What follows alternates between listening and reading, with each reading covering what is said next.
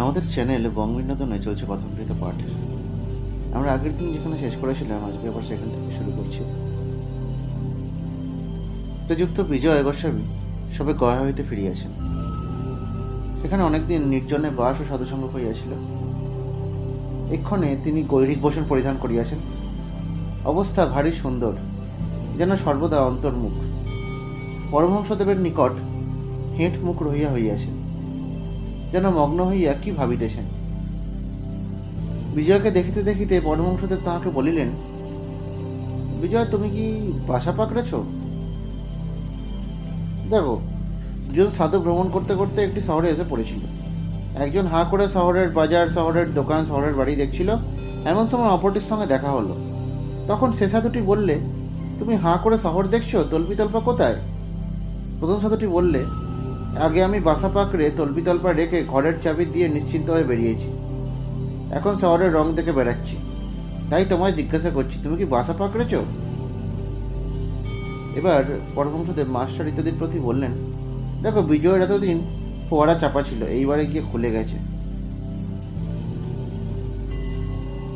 ঠাকুর আবার বিজয়ের প্রতি বলছেন, দেখো, শিবনাথের ভারী ঝঞ্ঝাট। খবরের কাগজে লিখতে হয়, আর অনেক কর্ম করতে হয়। বিষয়কর্ম করলেই অশান্তি হয়, অনেক ভাবনা চিন্তা জোটে। শ্রীমদ্ ভাগবতে আছে যে অবধৃত 24 গুরুর মধ্যে চিলকে একটি গুরু করেছিলেন। এক জায়গায় জেলেরা মাছ ধরছিল। একটি চিল এসে একটা মাছ ছোঁ মেরে নিয়ে চলে গেল। কিন্তু মাছ দেখে পেছনে পেছনে প্রায় 1000 কাক চিলকে তাড়া করে গেল, আর সঙ্গে সঙ্গে কা কা করে বড় গোলমাল করতে লাগলো। মাছ নিয়ে চিল যেদিকে যায় কাকগুলো তাড়া করে সেই দিকে যেতে লাগলো। দক্ষিণ দিকে চিলটা গেল, কাকগুলো সেই দিকে গেল। আবার উত্তর দিকে যখন সে গেল, ওরাও সেই দিকে গেল। এই রূপে পূর্ব দিকে, পশ্চিম দিকে চিল ঘুরতে লাগলো। শেষে ব্যতিব্যস্ত হয়ে ঘুরতে ঘুরতে মাছটা তার কাছ থেকে পড়ে গেল। তখন কাকগুলো চিলকে ছেড়ে মাছের দিকে গেল। চিল তখন নিশ্চিন্ত হয়ে একটা গাছের ডালের উপর বসলো। বসে ভাবতে লাগলো, ওই মাছটাই যত গোল করছিল, এখন মাছ কাছে নাই, আমি নিশ্চিন্ত হলুম। অবধৃত চিলের কাছে এই শিক্ষা গ্রহণ করলেন যে যতক্ষণ সঙ্গে মাছ থাকে, অর্থাৎ বাসনা থাকে, ততক্ষণ কর্ম থাকে, আর কর্মের দরুন ভাবনা, চিন্তা, অশান্তি। বাসনা ত্যাগ হলেই কর্মক্ষয় হয় আর শান্তি হয়। তবে নিষ্কাম কর্ম ভালো, তাতে অশান্তি হয় না। কিন্তু নিষ্কাম কর্ম করা বড় কঠিন। মনে করছি নিষ্কাম কর্ম করছি, কিন্তু কোথা থেকে কামনা এসে পড়ে জানতে দেয় না। আগে যদি অনেক সাধন থাকে, সাধনের বলে কেউ কেউ নিষ্কাম কর্ম করতে পারে। ঈশ্বর দর্শনের পর নিষ্কাম কর্ম অনায়াসে করা যায়। ঈশ্বর দর্শনের পরে প্রায় কর্ম ত্যাগ হয়। 2-1 লোকশিক্ষার জন্য কর্ম করে। অবধৃতের আরেকটি গুরু ছিল, মৌমাছি।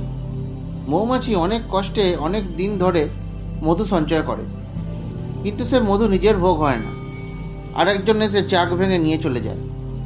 মৌমাছির কাছে অবধৃত এই শিখলেন যে সঞ্চয় করতে নাই।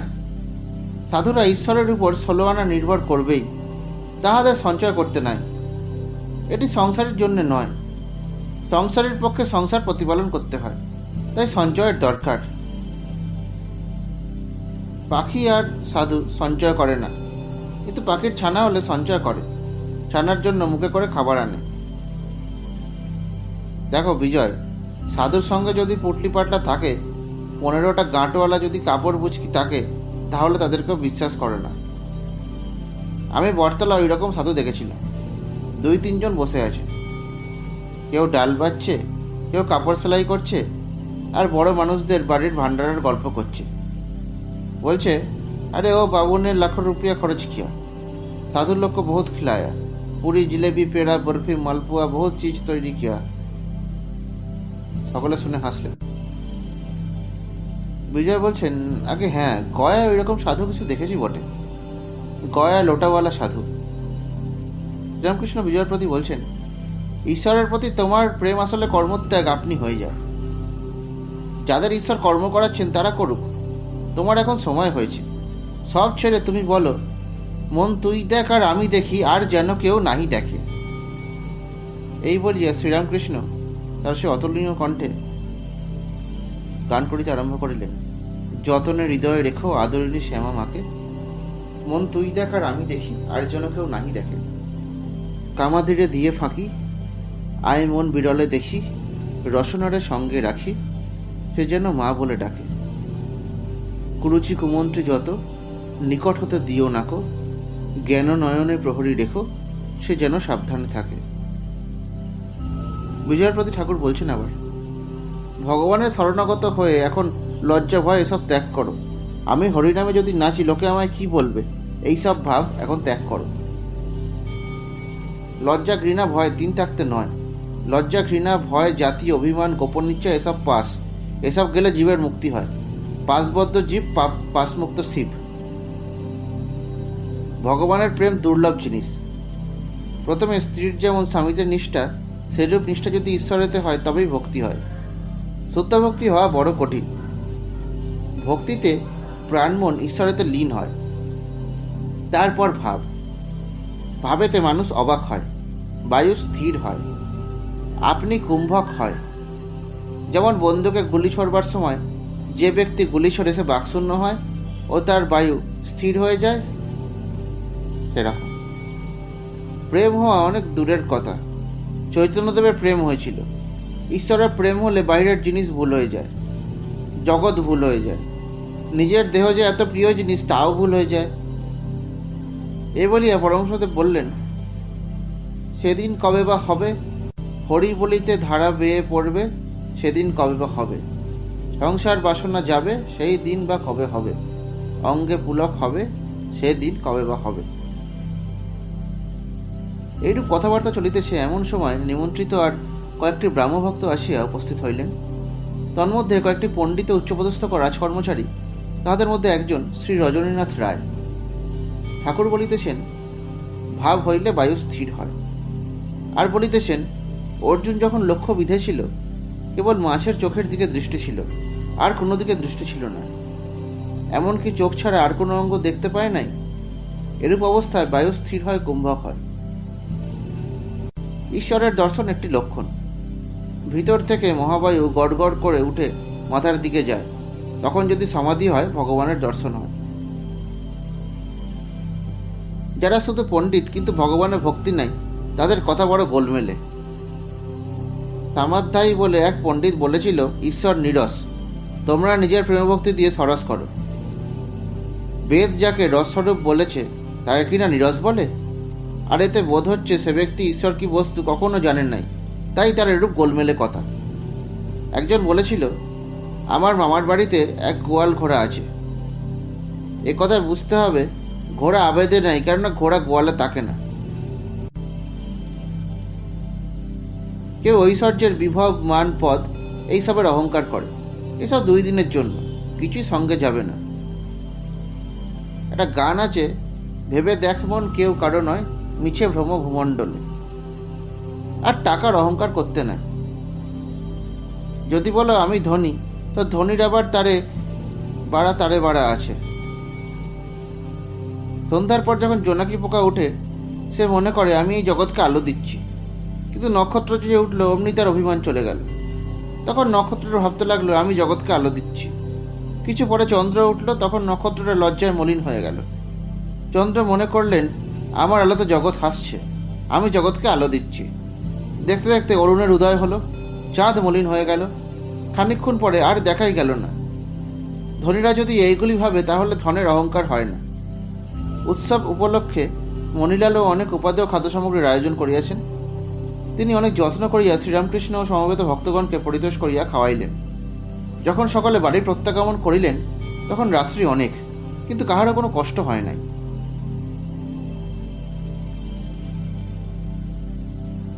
ইংরেজি 28 নভেম্বর 1883 খ্রিস্টাব্দ। আজ বেলা 4:05টার সময় শ্রীরামকৃষ্ণ শ্রীযুক্ত কেশবচন্দ্র সেনের বাড়িতে গিয়াছিলেন। তার বাড়ির নাম কমল কুটির। কেশব পীড়িত, শীঘ্রই মর্তধাম ত্যাগ করিয়া যাইবেন। কেশবকে দেখিয়া রাত্রি 7টার পর মাথা ঘষা গলিতে শ্রীযুক্ত জয়গোপালের বাটিতে কয়েকটি ভক্ত সঙ্গে ঠাকুর আগমন করিয়াছেন। ভক্তেরা কত কি ভাবিতেছেন। ঠাকুর দেখিতেছি নিশিদিন হরিপ্রেমে বিহ্বল। বিবাহ করিয়াছেন, কিন্তু ধর্মপত্নীর সহিত এরূপ সংসার করেন নাই। ধর্মপত্নীকে ভক্তি করেন, পূজা করেন, তাহার সহিত কেবল ঈশ্বরীয় কথা কহেন। ঈশ্বরের গান করেন, ঈশ্বরের পূজা করেন, ধ্যান করেন, কায়িক কোনো সম্বন্ধই নাই। ঈশ্বরই বস্তু, আর সব অবস্তু ঠাকুর দেখিতেছেন। টাকা ধাতু দ্রব্য, ঘটি বাটি স্পর্শ করিতে পারেন না, স্ত্রীলোককে স্পর্শ করিতে পারেন না। স্পর্শ করিলে শিঙি মাছের কাঁটা ফোটার মতো সেই স্থান ঝনঝন কনকন করে। টাকা সোনা হাতে দিলে হাত দেউড়ে যায়, বিকৃত অবস্থা প্রাপ্ত হয়, নিঃশ্বাস রুদ্ধ হয়, অবশেষে ফেলিয়া দিলে আবার পূর্বের ন্যায় নিঃশ্বাস বহিতে থাকে। ভক্তেরা কত কি ভাবিতেছেন, সংসার কি ত্যাগ করিতে হইবে? পড়াশোনা আর করিবার প্রয়োজন কি? যদি বিবাহ না করি চাকরি তো হইবে না, মা বাপকে ত্যাগ করিতে হইবে। আর আমি বিবাহ করিয়াছি, সন্তান হইয়াছে, পরিবার প্রতিপালন করিতে হইবে, আমার কি হইবে?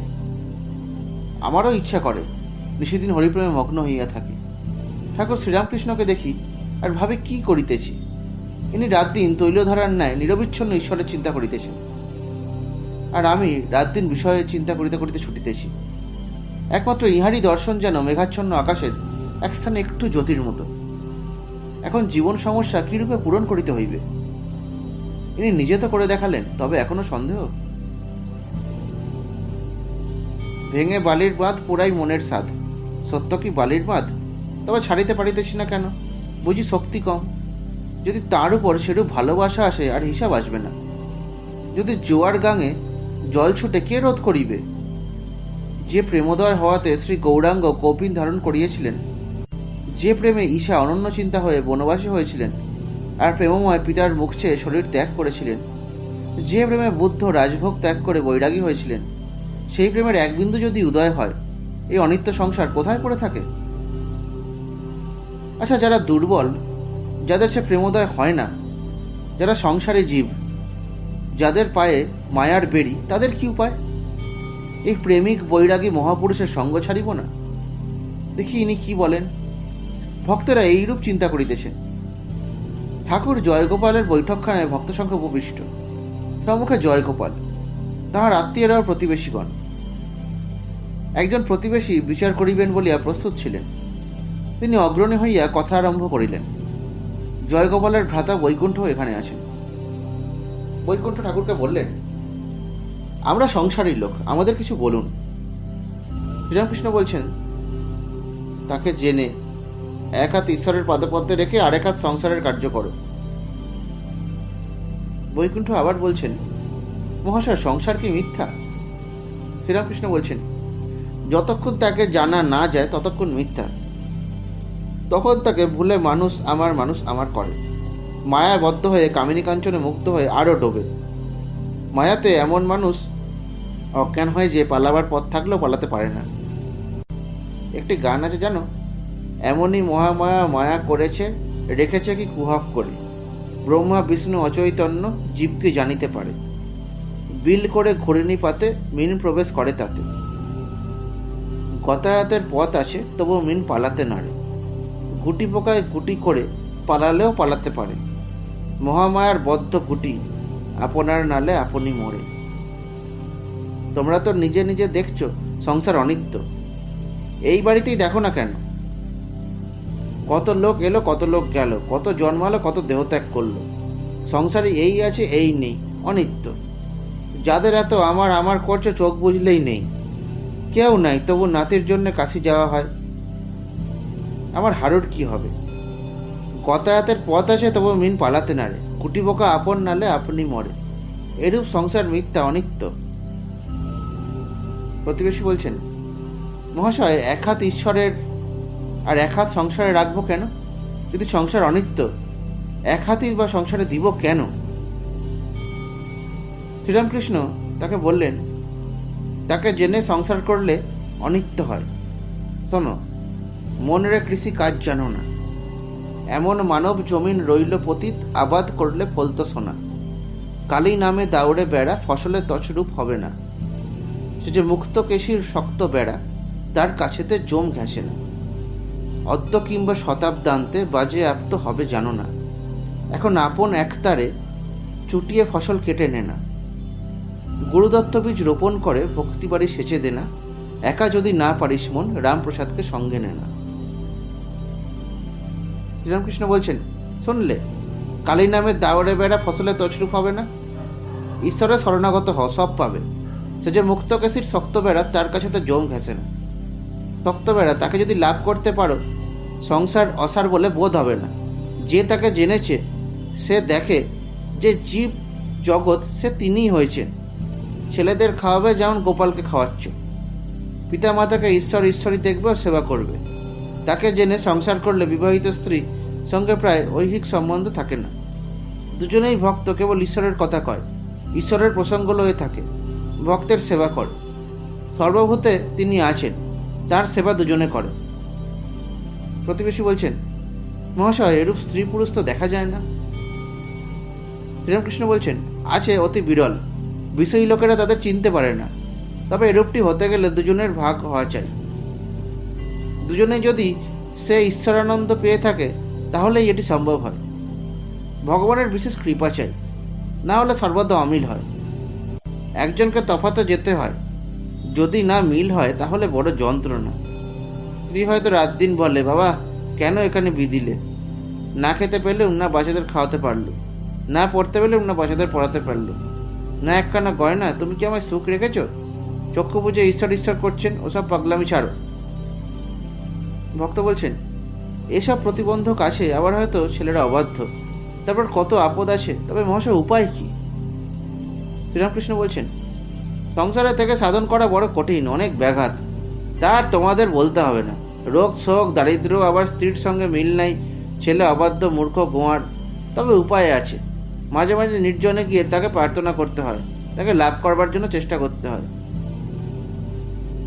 প্রতিবেশী বলছেন, বাড়ি থেকে বেরিয়ে যেতে হবে? শ্রীরামকৃষ্ণ বলছেন, একেবারে নয়। যখন অবসর পাবে কোনো নির্জন স্থানে গিয়ে একদিন দুদিন থাকবে, যেন সংসারের সঙ্গে কোনো সম্বন্ধ না থাকে, যেন কোনো বিষয়ী লোকেদের সঙ্গে সাংসারিক বিষয় লয়ে আলাপ না করতে হয়। নির্জনে বাস নয়, সাধু সঙ্গ। প্রতিবেশী বলছেন, সাধু চিনব কেমন করে? শ্রীরামকৃষ্ণ বলছেন, যার প্রাণ মন অন্তরাত্মা ঈশ্বরে গত হয়েছেন তিনি সাধু। যিনি কামিনী কাঞ্চনত্যাগী তিনি সাধু। যিনি সাধু তিনি স্ত্রীলোককে ঐহিক চোখে দেখেন না, সর্বদাই তাদের অন্তরে থাকেন। যদি স্ত্রীলোকের কাছে আসেন, তাকে মাতৃবোধ দেখেন ও পূজা করেন। সাধু সর্বদা ঈশ্বর চিন্তা করেন, ঈশ্বরীয় কথা ওই কথা কন না। আর সর্বভূতে ঈশ্বর আছেন জেনে তাদের সেবা করেন। মোটামুটি এইগুলি সাধুর লক্ষণ। প্রতিবেশী বলছেন, নির্জনে বরাবর থাকতে হবে? শ্রীরামকৃষ্ণ বলছেন, ফুটপাতের গাছ দেখেছ? যতদিন চারা ততদিন চারিদিকে বেড়া দিতে হয়, না হলে ছাগল গরুতে খেয়ে ফেলবে। গাছের গুড়ি মোটা হলে আর বেড়ার দরকার নাই, তখন হাতি বেঁধে দিলেও গাছ ভাঙবে না। গুড়ি যদি করে নিতে পারো, তার আর ভাবনা কি, ভয় কি? বিবেক লাভ করবার চেষ্টা আগে করো। তেল মেখে কাঁঠাল ভাঙো, হাতে আঠা জড়াবে না। প্রতিবেশী বলছেন, বিবেক কাহাকে বলে? শ্রীরামকৃষ্ণ বলছেন, ঈশ্বর সৎ আর সব অসৎ, এই বিচার। সৎ মানে নিত্য, অসৎ মানে অনিত্য। যার বিবেক রয়েছে সে জানে ঈশ্বর বস্তু আর সব অবস্তু। বিবেক উদয় হলে ঈশ্বরকে জানবার ইচ্ছা হয়। অসৎকে ভালোবাসলে, যেমন দেহসুখ, লোকমান্য, টাকা, এইসব ভালোবাসলে ঈশ্বর যিনি সৎস্বরূপ তাকে জানতে ইচ্ছা হয় না। সৎ বিচার এলে তবে ঈশ্বরকে খুঁজতে ইচ্ছা করে। শোনো, আয় মন বেড়াতে যাবি, কালী কল্প তরু মূলে, রে মন চারিফল ঘুরাইয়ে পাবি, প্রবৃত্তি নিবৃত্তি যায়া নিবৃত্তির সঙ্গে লবি, ওরা বিবেক নামে তার বেটারে তত্ত্বকথা তাই শুধাবি।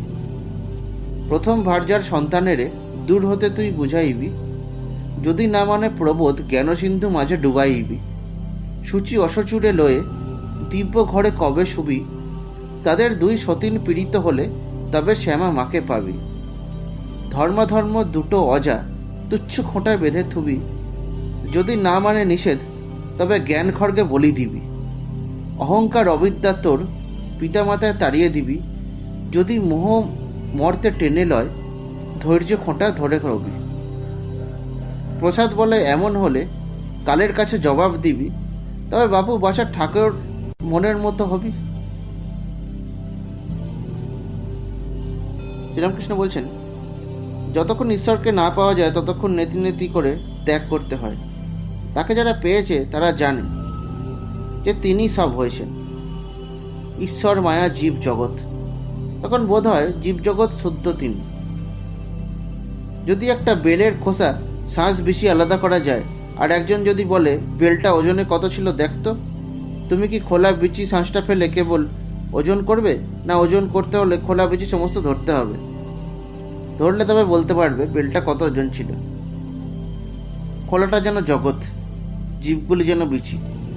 বিচারের সময় জীব আর জগৎকে অনাত্মা বলেছিলে, অবস্থ বলেছিলে। বিচার করবার সময় শ্বাসকেই সার, খোলা আর বিচিকে অসার বলে বোধ হয়। বিচার হয়ে গেলে সমস্ত জড়িয়ে এক বলে বোধ হয়। আর বোধ হয় যে সত্তাতে শ্বাস, সেই সত্তা দিয়েই বেলের খোলা আর বিচি হয়েছে। বেল বুঝতে গেলে সব বুঝিয়ে যাবে। অনুলোম বিলোম, ঘোলেরই মাখন, মাখনেরই ঘোল। যদি ঘোল হয়ে থাকে তো মাখনও হয়েছে, যদি মাখন হয়ে থাকে তাহলে ঘোলও হয়েছে। আত্মা যদি থাকে তো অনাত্মাও আছে। যারাই নিত্য তাঁরই লীলা, যাঁরই লীলা তাঁরই নিত্য। যিনি ঈশ্বর বলে গোচর হন, তিনি জীব জগৎ হয়েছেন। যে জেনেছে সে দেখে, তিনি সব হয়েছেন।